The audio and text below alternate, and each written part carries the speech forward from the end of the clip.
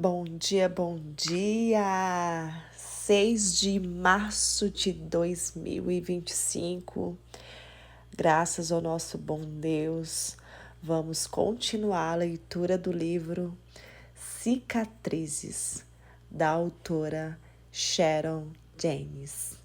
E estamos no capítulo 3, parte 3, que diz o seguinte: A grande lição. Embora não haja nada de errado em tentar entender por que as feridas da vida ocorrem, a Bíblia diz claramente que não devemos depender de nossa capacidade para responder à difícil pergunta: por quê? Confie no Senhor de todo o seu coração. Assim escreve o autor de Provérbios. E não se apoie em seu próprio entendimento.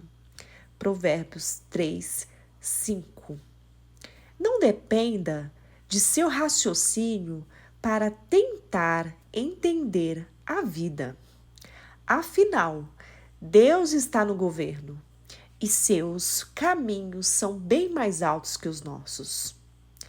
A Bíblia diz: pois os meus pensamentos não são os pensamentos de vocês, nem os seus caminhos são os meus caminhos. Assim declara o Senhor. Assim como os céus são mais altos do que a terra, também os meus caminhos são mais altos do que os seus caminhos, e os meus pensamentos são mais altos do que os seus pensamentos. Isaías 55, 8, 9. No livro Quando Deus Não Faz Sentido, Dr. James Dobson diz: tentar analisar sua onipotência de Deus é o mesmo que uma ameba tentar entender o comportamento humano. É simplesmente impossível. Há, porém, um aspecto do qual não podemos duvidar.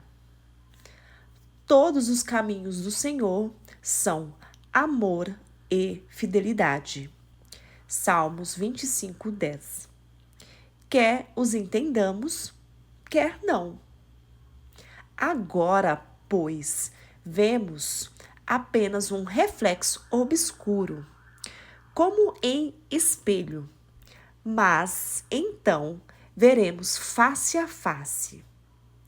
Agora conheço em parte, então conhecerei plenamente, da mesma forma como sou plenamente conhecido. 1 Coríntios 13, 12. Provavelmente, só depois de cruzarmos a linha entre a vida deste mundo e a vida eterna é que encontraremos explicação para as muitas indagações da vida. Até lá, precisamos confiar na soberania de Deus. Não importa o que já sofremos ou que ainda sofreremos, Deus promete. Por isso, não tema, pois estou com você. Não tenha medo, pois sou o seu Deus. Eu o fortalecerei e o ajudarei. Eu o segurarei com a minha mão direita vitoriosa. Isaías 41, 10. Deus quer saber se confiaremos nele em quaisquer circunstâncias, mesmo que isso significa morte. Repetiremos as palavras de Jó. Embora ele me mate, ainda assim esperarei nele. Jó 13,15. Para a maioria de nós, a crise de fé ocorre durante uma situação difícil. Sabemos que Deus criou o universo inteiro com uma palavra.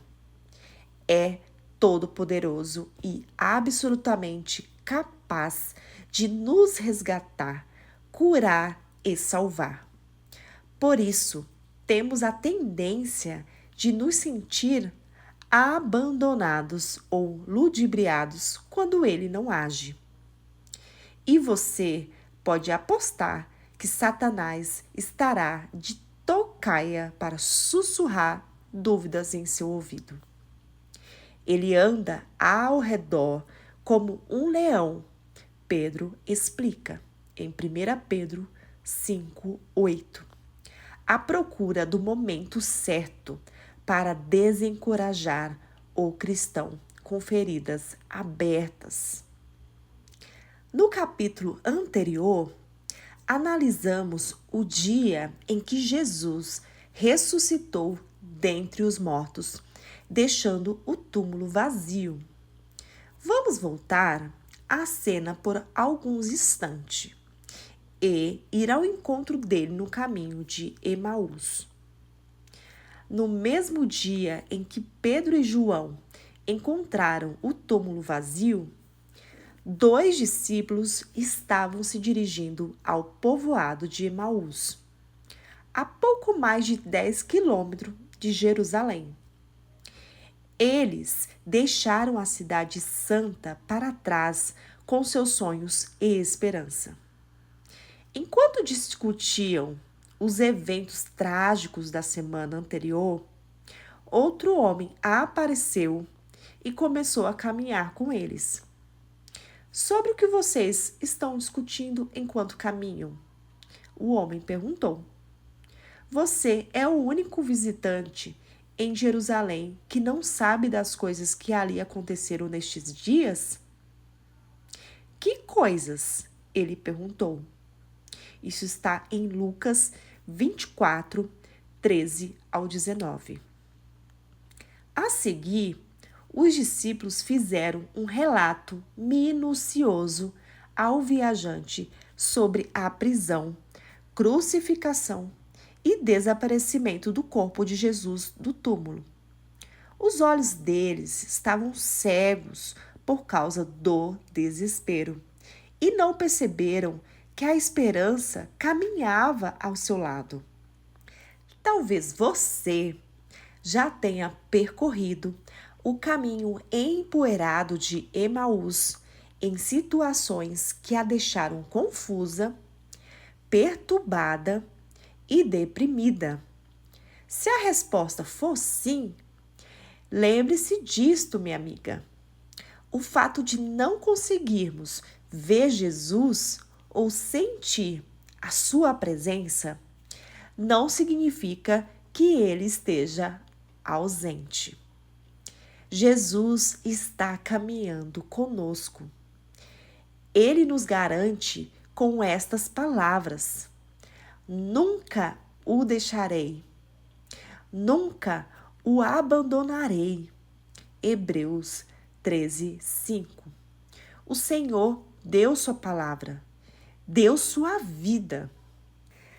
Deus não tem nenhuma obrigação de responder ao nosso porquê?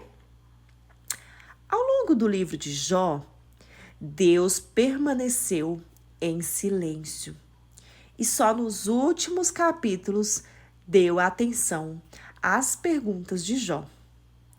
Então, o Senhor respondeu a Jó do meio da tempestade e disse: quem é esse que obscurece o meu conselho com palavras sem conhecimento? Prepare-se como simples homem, vou fazer-lhe perguntas e você me responderá. Você, onde estava quando lancei os alicerces da terra? Responda-me, se é que você sabe tanto. Quem marcou os limites das suas dimensões? Talvez você saiba. E quem estendeu sobre ela a linha de medir? e os seus fundamentos sobre o que foram postos. E quem colocou sua pedra de esquina enquanto as estrelas matutinas juntas cantavam e todos os anjos se regozijavam. Isso está em Jó 38, do 1 ao 7. Deus continuou a falar com Jó. Eu a incentivo a ler as palavras maravilhosas em Jó 38 até o 41. Elas nos fazem lembrar quem é Deus e quem nós não somos. Na análise final, Jó replicou: sou indigno. Como posso responder-te? Jó 40, versículo 4. A história de Sadraque, Mesaque e Abednego é um dos exemplos mais belos de confiança na soberania de Deus. Os três recusaram-se a se curvar diante do ídolo do rei Nabucodonosor. O castigo para tal rebeldia contra o rei era morrer em uma fornalha em chamas. Quando foram levados à presença do rei, pouco antes de enfrentar a morte, os homens explicaram respeitosamente: se formos atirados na fornalha em chamas, o Deus a quem prestamos culto pode livrar-nos, e ele nos livrará das tuas mãos, ó rei. Mas se ele não nos livrar, saiba, ó rei, que não prestaremos culto aos teus deuses, nem adoraremos a imagem de ouro que mandaste erguer. Daniel 3, 17 e 18. Isso é que é fé verdadeira, posta à prova no fogo.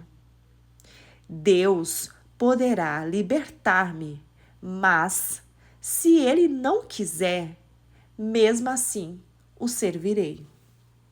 Deus pode curar-me, mas se ele não quiser, mesmo assim eu o amarei.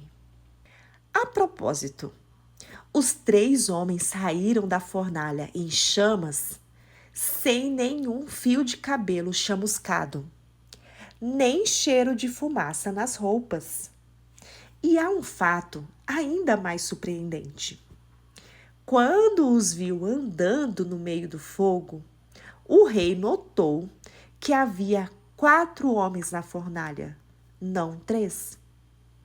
De uma coisa podemos ter certeza: quando estamos caminhando através das chamas das provações da vida, não caminhamos sozinhos. Jesus está conosco. Isaías 43, 1 ao 2.